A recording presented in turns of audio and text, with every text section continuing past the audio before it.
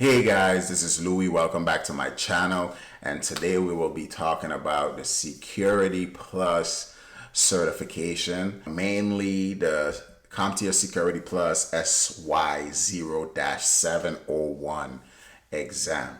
Okay, as you can see, got the handy dandy certification right here.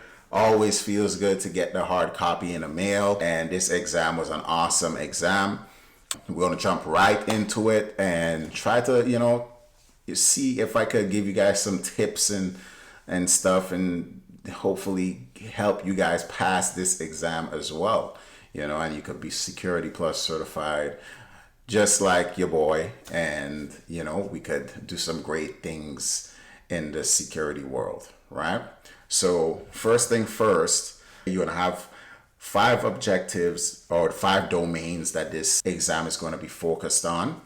And the first domain is general security concepts, which is 12% of the exam. Then we have threat, vulnerabilities, and mitigations, which is 22%. And security architecture, which is 18%. And security operations, which is 28%. And security program management and oversight, which is 20% of the exam. So the first thing you want to do, download your exam objectives. Download them.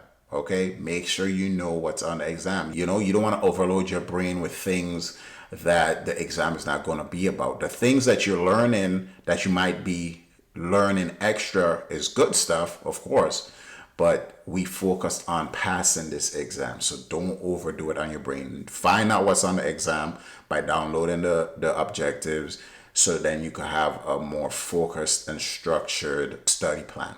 Okay, so maximum number of questions is 90 questions. Like I've said in all my other videos, for none of my exams, I've never really gotten 90 questions. And like I've said before, maybe because of how the PBQs are structured, you could consider it 90 questions, because each performance-based question, you might have 8 different tasks to do, 5, 6, 7, 8 different tasks to do in that one question.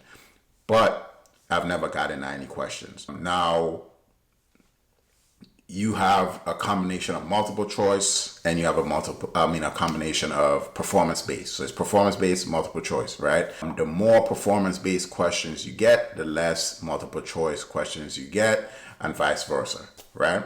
And this, another tip, I say it in all the videos, and I'm going to say it again, because when I figured this out, it helped me a lot, right? For me, flagging all the performance-based questions and then going through all the multiple choice questions and then coming back and doing the performance-based questions has been night and day for me, because it's like when you're doing the performance-based questions, you need that time to focus on the performance-based questions. If you're doing the performance-based questions, but you focus on the time that you have and the fact that I might be running out of time, I might need to, 10 minutes already passed. Because this performance-based questions takes a little minute for you to,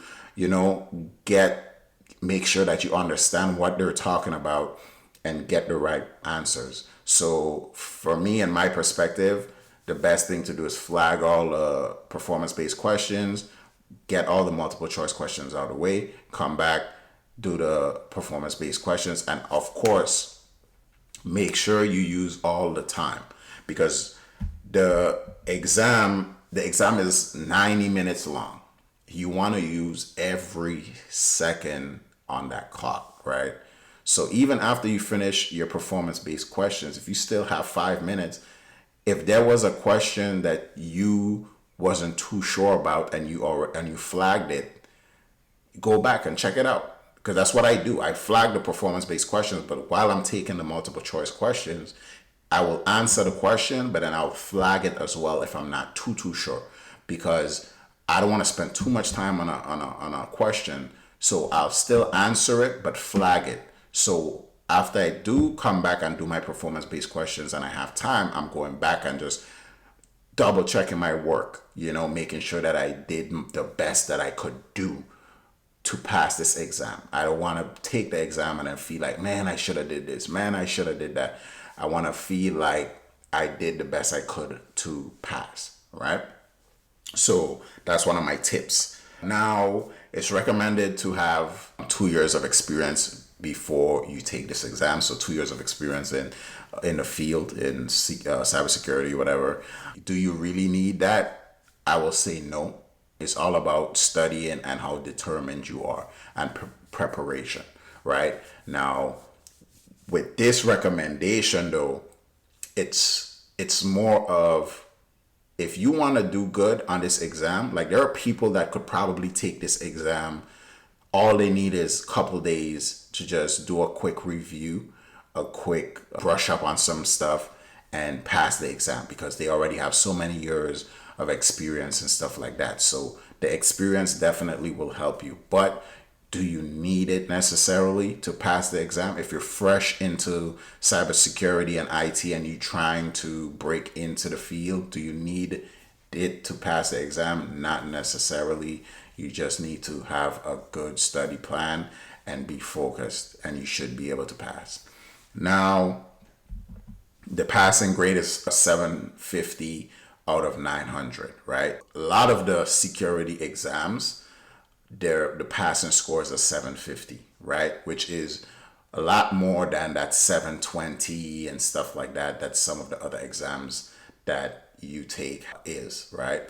So the 750 is basically like an 83. Well, to be more precise, I think it's like 83.33%. So still not that bad. You know, they're not asking for a 90, a 8, you know, it's still not too bad. But yeah, make sure you prepare and make sure you don't rush it, okay? The resources that I use to pass this exam, like I said, the first thing I did, download the objectives. First thing. Then I watched Professor Messer's video and his study guide. His videos are free, but his study guides range about $30, study guide or something like that, if I'm not mistaken.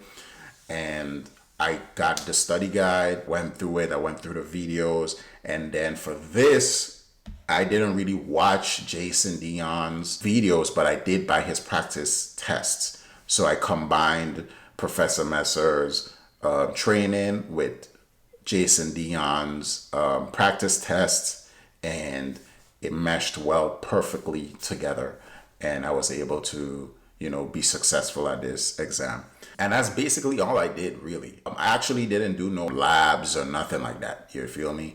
So I appreciate you guys for tuning in and watching this video, and subscribe and turn on your bell notification and all that good stuff, so we could keep making these videos and we could all learn together and keep moving forward with our careers, you know, and stuff. So I hope I helped somebody. I hope somebody watch. I really hope somebody watch this video and they take the knowledge and they take what I did and they tried it and it actually helped them, you know. So again, I appreciate you guys for tuning in, and I'll see you guys in the next video.